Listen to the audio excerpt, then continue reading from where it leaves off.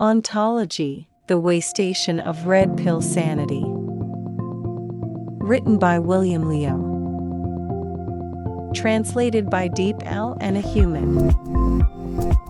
Read for you by Eric, Ginny, Mia, and many other bots. Season 2. Landlords and Wanderers. Episode 3. A discussion on the speech, a world lacking in lords. William, I think many people got to know you because of your speech, A World Lacking in Lords. So let's talk about landlords and wanderers. Is there a way for these two to transform into each other? A responsible landlord as a chief stakeholder in a community can become a rootless wanderer, just as a peasant can turn into a vagabond. Stripped of his land, what is left of the landed gentry? His original social relations are gone, the energy and resources restored in his social relations are either lost or transferred to other uses. But one thing is left.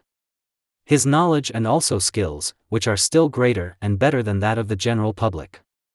Hence his rational choice is to become a wanderer instead. Many of the wanderers were former landed gentry, and the uprooted landed gentry are most likely to become wanderers just as peasants tend to become vagabonds. If you drive a peasant off his original land, he has to go somewhere else, and he becomes a drifting tramp. He starts to plunder peasants in other places and drives others out of their homes who would become vagabonds too.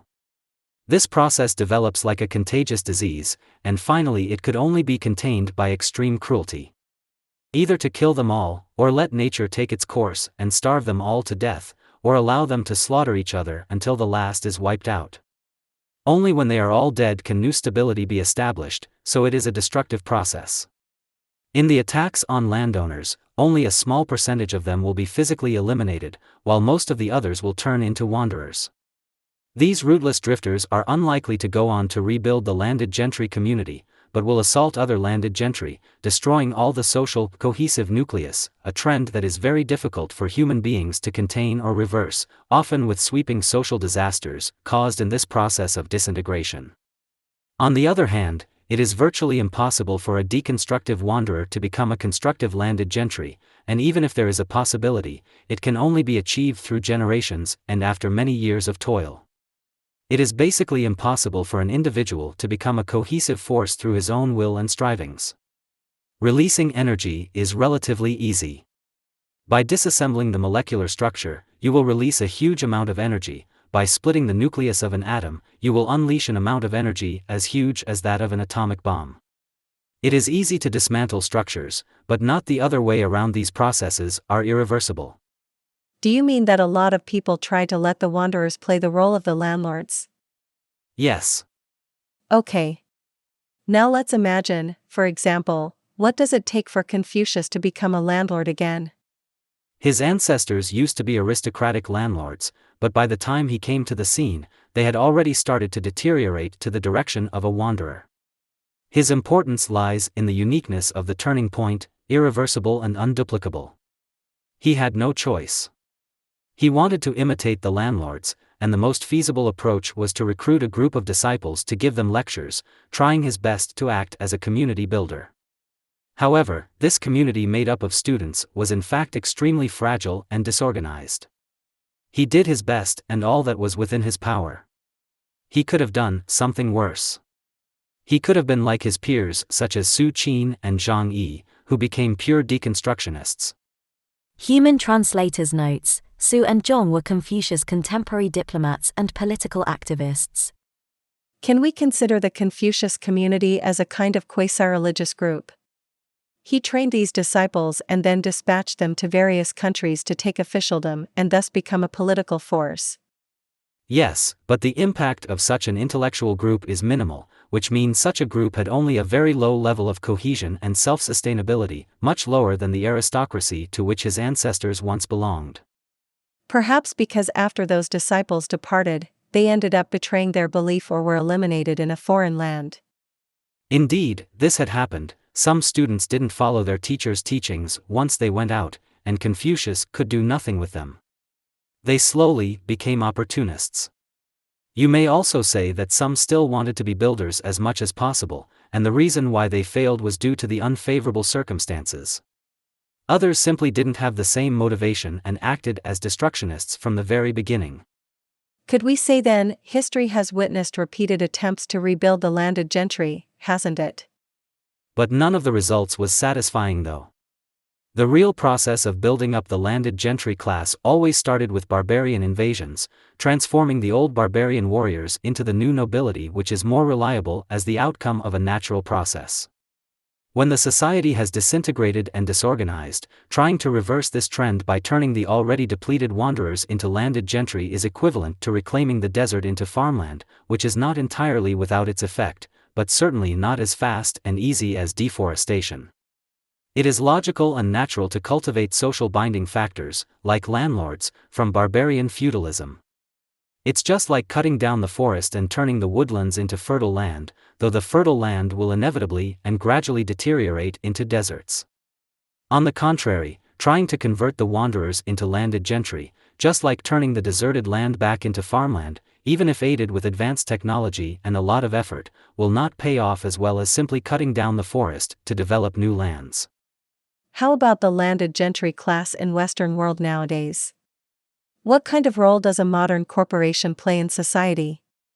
A well-organized corporation is equivalent to a city-state with a constitutional structure that can pass on through generations and can often be traced back very early, even to the 17th century, and after vicissitude of the seasons, the original tradition remains intact, albeit in a transformed manner. Such old companies are actually equivalent to an autonomous city-state. But not all capitalist corporations can achieve this. Many financial investment companies, in fact, play the role of corruptors, of disruptors, releasing disruptive energy. Modern companies may operate like bureaucracy, but not necessarily. This is because capitalism still contains a lot of what I would call primordial fertilizing components that are conducive to self-rule and local self-organization. That is because most things are bound to be eliminated by selection, and those that end up being passed on for a long time, more or less contain a certain reasonable organizational structure. Well, Chinese companies, according to the standards of the West, are mostly only mafia. And that comparison is not an insult to the Chinese companies, as the mafia are in fact more virtuous cliques in Chinese society. Generally speaking, in any county, members of those mafia gangs are more virtuous than an average official, as the former often have a certain sense of responsibility to his folks, while officials are only wanderers with no sense of attachment or accountability to any community. The question of the landed gentry, in a larger sense, concerns how a country like the United States can now preserve its civilization a little longer as possible. There is no fixed answer to this question because you cannot be free of inaccuracies in judging contemporary society. Do you mean judgment of the present? Yes. But why is that? I think people would say that someone like Bill Gates is the present-day unifying nucleus and plays a positive role. It is very hard to tell, because the determining factor is the genetic diversity of a society, and which part of that diversity ends up as the seed of the future, and which part is wasted, is a mere mortal's attempt to answer God's question. Not to mention that in the 11th century, when the structure of Western society was largely fixed, which of the various religious orders it produced at that time do you think would survive and which would not? From an outsider's point of view, those orders were all chartered by the Holy See and were without exception all highly organized and similar to each other.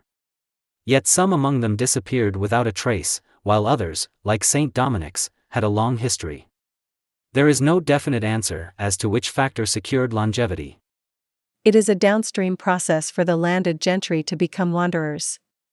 For example, we often read in novels that after a few generations, the offspring of a noble family would end up as artists. What is the ideal choice for a wanderer? There is no optimal choice for a wanderer because all options are based on speculation, and it's hard to say whether one speculation works better or worse than another, because you can hardly find that standard. The best way to put it is that a wanderer is essentially a gambler, for whom the world is a huge casino. What it means to win and what it means to lose may not be clear to him in the end, because his life is like a double agent. You can't figure out which side he is really loyal to, or it may be that you have already committed to this game and can't extricate yourself from it. That is why you can hardly judge. I know there are also some perhaps more naive views, such as, by devoting themselves to NGOs and to social charity, people can also play a role approximately equal to that of a community leader. I don't think there are any fewer politics in these organizations and matters than in other areas. There is also the notion that it seems like the more developed social institutions outside of government control, the more progressive society is, and that this is a sign of social development. This is not a sign of social progress, but it is indeed an indicator of the genetic diversity of society.